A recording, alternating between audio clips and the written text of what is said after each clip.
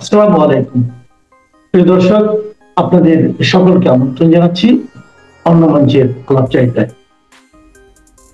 মাঝে একদিনের পরই 15ই আগস্ট। এই দিনটা বাংলাদেশের ইতিহাসের অতি গুরুত্বপূর্ণ দিন। এক একজন এক একভাবে এটাকে দেখেন। এটাকে কিভাবে দেখা উচিত সে আলোচনায় যাচ্ছি না, কিন্তু এই 15ই আগস্টকে কেন্দ্র করে বাংলাদেশে বেশ কিছু অঘটন ঘটার আশঙ্কা করছেন কেউ কেউ। কিন্তু প্রশ্ন সেখানে না, প্রশ্ন একটু অন্য একটা জায়গায়। আমাদের রাষ্ট্র তার নাগরিকদের জানমালের নিরাপত্তার জন্য যা যা করণীয় তা করবেন আমরা প্রত্যাশা করি, কিন্তু সম্প্রতি 15ই আগস্টে কর্মসূচি নিয়ে প্রেস সচিব যেটা বলেছেন, প্রধান উপদেষ্টার প্রেস সচিব, সেটা আসলে কিভাবে বলেন তিনি, বা আমরা আসলে কি করতে পারি। আমি একটা হেডলাইন পড়ছি, তিনি এভাবে বলছেন, 15 আগস্টকে কর্মসূচি পালন করলে ব্যবস্থা। আমি বিস্তারিত পড়ি। উনি বলছেন, বর্তমানে আওয়ামী লীগের কার্যক্রম নিষিদ্ধ রয়েছে। 15 আগস্ট শেখ মুজিবুর রহমানের হত্যাকাণ্ড হয়েছে, এটি দুঃখজনক। তবে এই দিনটি আগস্টের 31 দিনের মতোই। কেউ ধানমন্ডিতে বা কোথাও কর্মসূচি করতে গেলে তাদের বিরুদ্ধে আইন অনুযায়ী ব্যবস্থা নেওয়া হবে। তিনি বলেন, নিষিদ্ধ আওয়ামী লীগের কার্যক্রম চালাতে চাইলে আইনশৃঙ্খলা বাহিনী সেটি দেখবে।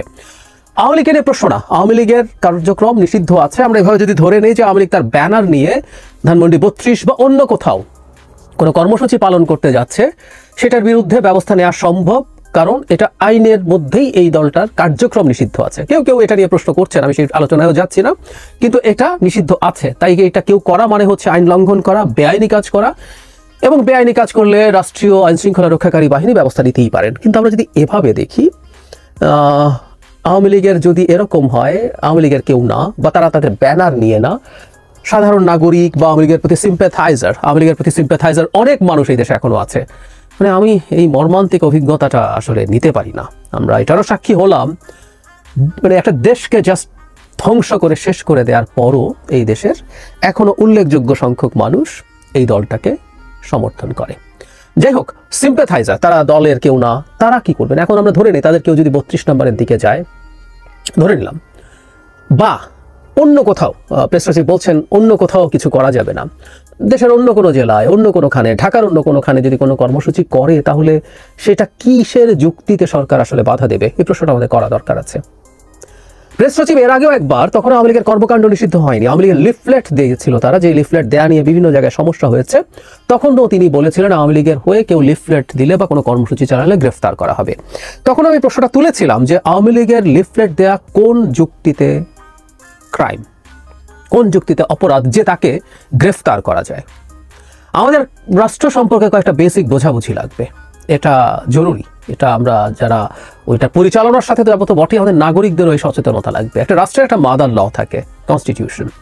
তারপর যেটা থাকে সেটা হচ্ছে অনেক অনেক অনেক আইন থাকে, অসংখ্য আইন থাকে, এবং প্রয়োজনে নতুন আইন হয়, পুরনো আইন সংশোধন হয়। জাস্ট একটা জিনিস দেখতে হয়, সেটা হচ্ছে কোনো আইন যেন সংবিধানের সাথে সাংঘর্ষিক না হয়। সংবিধানের সাথে সাংঘর্ষিক হলে সংবিধানেই লেখা আছে আইনটার পুরোটা, অথবা যতটুকু সাংঘর্ষিক ততটুকু বাতিল হয়ে যাবে। তাহলে এই হচ্ছে বেসিক। এখন আওয়ামী লীগ আগে লিফলেট দিতে যখন গেছে, তখন কিন্তু সে কোনো বেআইনি কাজ করেনি, তখন তার দল তো নিষিদ্ধ ছিলই না, তার কর্মকাণ্ড বা কর্মসূচিও নিষিদ্ধ ছিল না। তাহলে সে লিফলেট দিতে পারে, মিছিল করতে পারে, সমাবেশ করতে পারে, সবই পারে টেকনিক্যালি। আমরা বাধা দিয়েছি, আমরা আইন ফলো করিনি। এখনো একই কথা, 15ই আগস্ট চাইলে আমরা কেউ যদি মনে করি 15ই আগস্ট একটা আইনের মধ্যে ঢুকিয়ে দিলাম যে আওয়ামী লীগের কর্মসূচি না, এর মধ্যে 15ই আগস্ট জনসাধারণও পালন করতে পারবে না, এরকম একটা ধারা যদি থাকতো, তাহলে আমরা বলতে পারতাম এই আইন তুমি ভঙ্গ করছো। আমরা প্রায় একটা কথা বলি, আইন সমালোচিত হতে পারে, আইনের শাসন মানেই ভালো না, আইন হওয়া মানেই ভালো না। আমরা দীর্ঘদিন বিশেষ ক্ষমতা আইনের কথা বলেছি, বিশেষ ক্ষমতা আইন নিয়ে আমাদের তীব্র আপত্তি আছে, কিন্তু বিশেষ ক্ষমতা আইন দেখিয়েও যদি কাউকে কখনো গ্রেফতার করা হয়, আমরা বলতে পারি যেটা বিশেষ ক্ষমতা আইন দিয়ে হয়েছে। আমি ধারণা করি 15ই আগস্ট যারা কর্মসূচি পালন করবেন তাদেরকে বিশেষ ক্ষমতা আইনে গ্রেফতার করবেন, করা হতে পারে, আমি নিশ্চিত নই, কারণ বিশেষ ক্ষমতা আইনে আপনার সন্দেহজনক কোনো কিছুকে দেখিয়ে এটা করা যেতে পারে। সেটা কি ঠিক হবে?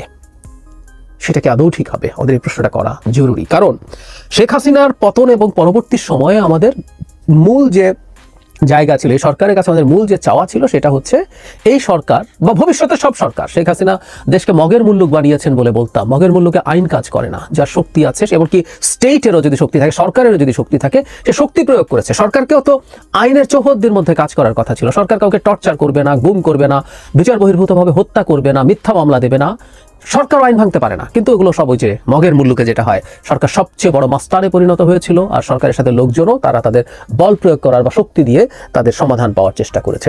সো আমরা পোস্ট 5th অগাস্ট আমরা চেয়েছি বাংলাদেশে এই প্রবণতাটা থাকবে না, বাংলাদেশ আইনের মাধ্যমে চলবে এবং ভবিষ্যতেও একই জিনিস হবে। আমি খুব ইউটোপিয়ান চিন্তা করি না যে সুর করে সব এরকম হয়ে যাবে, কিন্তু ভবিষ্যতেও ধাপে ধাপে আমরা সেদিকে যাব। তাহলে 15ই আগস্টের ব্যাপারে আগে ভাগেই বলে দিচ্ছেন, মানে খেয়াল করি প্রেস সচিব কিন্তু বলে দিচ্ছেন কর্মসূচি পালন করতে গেলেই গ্রেফতার। কর্মসূচি পালন কেউ করতে গেল, সেখানে কোনো রকম কোনো সমস্যা হলে অবশ্যই গ্রেফতার করা যাবে, আইন শৃঙ্খলা রক্ষাকারী বাহিনীর কাজই তো সেটা। বরং এটাকে এমন হতে পারতো না যে সরকার চাইলো যে পারমিশন চাইতে হবে যে কে কে কোথায় কর্মসূচি পালন করতে চায়, সেই পারমিশন যারা যেগুলো আছে সেগুলোই দেয়া হবে।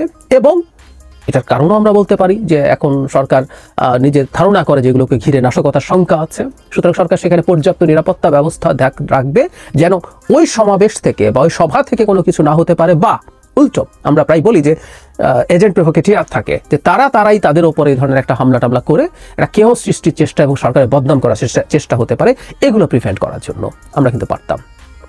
আমি প্রায় একটা কথা বলি, আমাদের প্রতিটা ভুল কিন্তু এখন এবং পরবর্তীতে আওয়ামী লীগের জন্য গুরুত্বপূর্ণ কতগুলো অস্ত্র তৈরি করবে, অস্ত্র তৈরি হচ্ছে। ইনফ্যাক্ট যখনই আমরা অন্যায়ভাবে বেআইনিভাবে, আওয়ামী লীগ না সাধারণ মানুষ, এখানে কিন্তু এখন আওয়ামী লীগেরও প্রশ্ন না, আওয়ামী লীগ কর্মসূচি পালন করবে না ধরে নিলাম, কিন্তু আওয়ামী লীগের প্রতি প্রচুর সিম্প্যাথাইজার্স আছে যারা পদে নেই কিন্তু আওয়ামী লীগ করে। এখন যিনি পদে নেই আওয়ামী লীগের, তাকে তো আমরা আওয়ামী লীগ বলতে পারি না, তিনি যদি কর্মসূচি পালন করেন, এগুলো প্রত্যেকটা গ্লোবাল কমিউনিটির কাছে আসলে গিয়ে হাজির হবে, পাঠানো হবে। তারা খুবই মেটিকুলাসলি এগুলো প্রিজার্ভ করছেন, পাঠাচ্ছেন। এবং সত্যি বলতে বৈশ্বিক যে মানবাধিকার সংস্থাগুলো আছে বা অন্যান্য অর্গানাইজেশনস আছে, অন্যান্য দেশ আছে, তারা নিউট্রালি যদি দেখেন, এটা তো আসলে এক ধরনের অধিকার হরণ করা বটেই।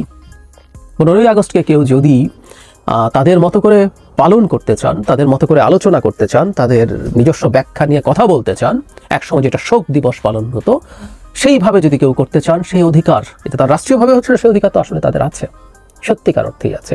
এবং আমরা যখন চাপিয়ে বলে দেই যে এটা করা যাবে না, ব্যক্তিগত পর্যায়ে এটা করা যাবে না, এটা নিষিদ্ধ, এটা হারাম, এটাও এক ধরনের স্বৈরতান্ত্রিক আচরণ। আমি ফ্যাসিস্ট নাই বললাম, কিন্তু এটাও এক ধরনের স্বৈরতান্ত্রিক আচরণ। এই স্বৈরতান্ত্রিক আচরণই সরকারের দিক থেকে ভুল হচ্ছে, কোনো সন্দেহ নেই। আমি মনে করি এখনো যদি সুযোগ থাকে সরকারের এই ব্যাপারে একটা স্পষ্ট বিবৃতি দেওয়া দরকার। 15ই আগস্ট কি করা যাবে কি করা যাবে না, এটা এবার না, ভবিষ্যতে 15ই আগস্ট আসবে। আওয়ামী লীগ যদি নিষিদ্ধ হয়েও যায়, আমরা ধরে নেই, যদি তর্কের খাতিরে বলছি, এটা আদালতে এখনো বিচার শুরু হয়নি, বিচার যদি শুরু হয় তারা নিষিদ্ধ নাও হতে পারে, কিন্তু যদি নিষিদ্ধ হয়েও যায়, তারপরে 15ই আগস্ট আমাদের জন্য খুবই গুরুত্বপূর্ণ একটা দিন ইন মেনি ডাইমেনশনস। এবং আবারও বলছি, এটাকে দেখার নানা রকম দৃষ্টিভঙ্গি আছে। যারা আওয়ামী লীগ যেভাবে দেখতো সেভাবে যদি দেখতে চায়, তাদের ব্যক্তিগত পর্যায়ে সেই অধিকারগুলো থাকা দরকার। একটা সমাজে একেবারে সব কিছু নিষিদ্ধ বন্ধ করে দেয়া, আওয়ামী লীগ নিষিদ্ধ করার পেছনে যে যুক্তি আছে সেটা এক জিনিস, আর এখানে এই কর্মসূচি পালন বন্ধ করা আরেক জিনিস। কেউ বলতে পারেন এই কর্মসূচি পালন করার মাধ্যমে তারা অর্গানাইজড হতে পারে, সেই জিনিসগুলোতে খেয়াল রাখলেই চলবে, তারা প্রকাশ্যে যাতে এসব কিছু করতে না পারে। আর আমি ব্যক্তিগতভাবে মনে করি আওয়ামী লীগ অর্গানাইজড হয়ে কিছু একটা সহসা করে ফেলবে, ওই পরিস্থিতি বহুদিনে, সহসা না বহুদিনই এটা হবে বলে আমি কোনোভাবেই বিশ্বাস করি না।